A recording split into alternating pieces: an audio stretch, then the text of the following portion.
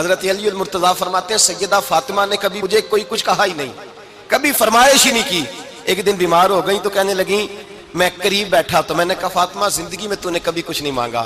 اور عزت والے باپ کی عزت والی بیٹی، میرا دل کرتا ہے کوئی فرمائش تو کر دو۔ تو حضرت فاطمہ کہنے لگی علی اگر ایک انار مل جائے نا، اگر ایک، میرا دل کر رہا ہے اگر ایک انار مل جائے، ایک انار مل جائے تو طبیعت چاہ رہی ہے انار کھانے کو۔ مولا علی شیر خدا فرماتے میں گیا، ایک انار خریدا بازار سے، 1 دینار تھا میری جیب میں، انار خرید کے جب واپس پلٹا نا تو کہتے ہیں ایک بوڑھا شخص، ہونٹوں پہ کمزوری، آپ فرماتے ہیں میرے باپ دادا کی عمر کا، لڑکھڑاتے اس کے ہاتھ اور کہنے لگا علی میں بھوکا ہوں کئی دنوں کا۔ حضرت علی فرماتے ہیں میرے پاس وہ 1 ہی دینار تھا جس کا انار آ گیا، کہتے ہیں میں نے اسی وقت وہ انار نکالا، اس شخص کے ہاتھ میں رکھا، بوجھل قدموں سے جب میں اندر داخل ہوا نا تو پاک رسول کی پاک بیٹی، عزت والے نبی کی عزت والی بیٹی، صبر والے محبوب کی صبر والی بیٹی، کہتے ہیں جب میں نے اپنا قدم اندر رکھا دروازے کے تو فاطمہ نے میرا اترا ہوا چہرہ دیکھا تو کہنے لگی علی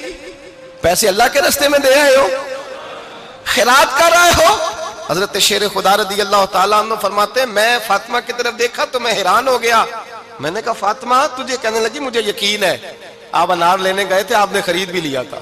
اور مجھے پتا ہے علی میرے ساتھ بے وفائی ہو ہی نہیں سکتی، یہ کسی سوالی نے مانگ لیا ہوگا، علی آجا،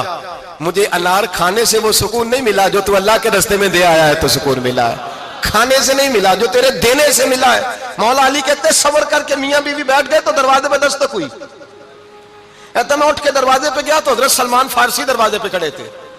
انہوں نے نا 9 انار مجھے دیے، کہنے لگے نبی پاک نے بھیجے ہیں، یہ 9 انار ہے نبی پاک نے بھیجے ہیں۔ تو حضرت علی شیر خدا فرمانے لگے ہمارے نہیں کسی اور کے ہیں،